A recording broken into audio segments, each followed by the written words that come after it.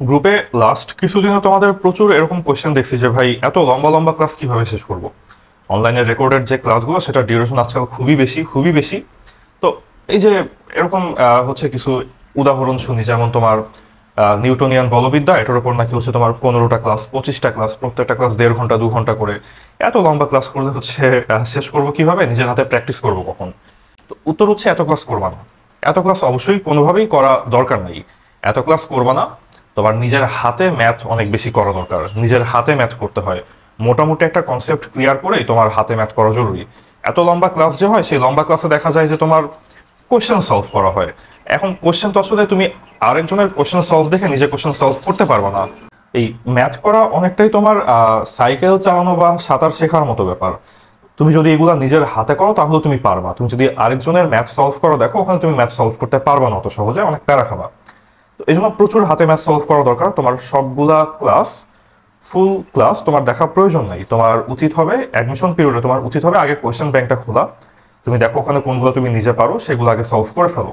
তারপর দেখো যেগুলো তুমি পারো না সেগুলো কেন পারো না, কোন কনসেপ্টে তোমার প্রবলেম আছে, যেই কনসেপ্ট বা যেই টপিকটা তুমি পারো না, তারপর সেটা গিয়ে তুমি হচ্ছে দেখো রেকর্ডেড ক্লাসগুলো, ওই ক্লাসের ওই স্পেসিফিক কনসেপ্টের স্পেসিফিক সেকশনটা তুমি দেখো। দেখো ওই কনসেপ্টটা ক্লিয়ার করে আসো 1 ঘন্টা আধা ঘন্টা ক্লাস দেখে। তারপর এসে তুমি আবার ম্যাথ করো। তারপর তুই দেখো যে তুমি এখন সলভ করতে পারতেছো কিনা। আমি 2016 ব্যাচ ছিলাম, তখন তোমার এই এত রেকর্ডেড ক্লাস ছিল না, শুধু একটা কনসেপ্ট বুক দিত উদ্ভাস থেকে। তখন প্র্যাকটিস বুকও ছিল না। তো ক্লাস তো অফলাইনে করতে গিয়ে ভালো লাগে নাই, ক্লাস করে না করে বাদ দিয়ে আসছি পরে। 1 সপ্তাহ 1.5 সপ্তাহ ক্লাস করে আর যাই নাই। তো যে কনসেপ্ট বুকটা দিত সেই কনসেপ্ট বুক হচ্ছে পুরো উইকলির আগে ওই উইকলির সবগুলা চ্যাপ্টার আমি কনসেপ্ট বুক থেকে পুরোপুরি শেষ করে ফেলতাম। মানে দেখা যায় যে প্রতি 2 দিনে একবার, মানে 2 দিন পর পর, একদিন পর পর ক্লাস হয়, তো ওই 2 দিনের পিরিয়ডে আমি ওই একটা করে সাবজেক্ট, ফিজিক্সের একটা চ্যাপ্টার হলে ফিজিক্সের যেটুকু আছে সেটুকু, কেমিস্ট্রির যেটুকু আছে ওই 2 দিনে কেমিস্ট্রির সেটুকু, ম্যাথ যেটুকু আছে ওই 2 দিনে ম্যাথের সেটুকু শেষ করতাম। তারপর উইকলির আগে 2 দিন টাইম নিয়ে আবার এই ফিজিক্স কেমিস্ট্রি ম্যাথ সবগুলার কনসেপ্ট বুকের সবগুলা ম্যাথ আবার একটু রিভাইজ করতাম। তো কনসেপ্ট বুক আমি আসলে পুরোপুরি শেষ করে ফেলছিলাম, তখন প্র্যাকটিস বুকও ছিল না। ওইভাবে করে আমার অনেক বেশি সুবিধা হয়েছে। আমার মনে হয়েছে যে আমি ক্লাস করে যেটুকু এফিসিয়েন্সি পাইতাম, আমি নিজের হাতে কনসেপ্ট বুক থেকে পড়ে ম্যাথ সলভ করে আমি তার থেকে বেশি এফিসিয়েন্সি পাইছি। অ্যান্ড আমার লাভ হয়েছে ওটাতে। আমি প্রচুর এক্সামও দিতাম। অফলাইনে এক্সাম দেওয়া যেত অন্যান্য কোচিংয়ে, সেই অফলাইনে এক্সাম দিতাম, উদ্ভাসেও এক্সাম দিতাম, 2টা কোচিং এক্সাম দিতাম ইন টোটাল।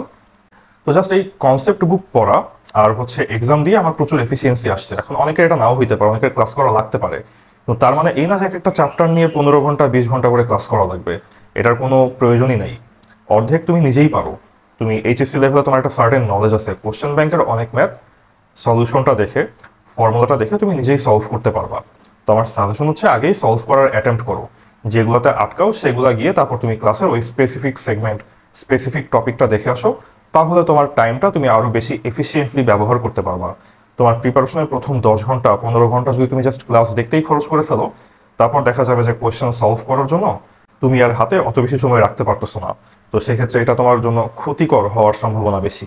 তো তাহলে তোমার অ্যাপ্রোচ নেওয়া উচিত এরকম: আগে কোশ্চেন ব্যাংকটা খুলো, সলভ করো কিছু, দেখো কোনটা কোনটা আটকাও, যেগুলো আটকাও সেগুলো তুমি কনসেপ্ট বুক থেকে কনসেপ্টটা ক্লিয়ার করে অ্যাটেম্প্ট করো। তাও যদি না পারো তারপর গিয়ে তুমি ক্লাস দেখো, তারপর এসে আবার ম্যাথটা সলভ করার ট্রাই করো। এভাবে আগাও, তাহলে তোমার টাইমটা এফিসিয়েন্টলি ইউজ হবে।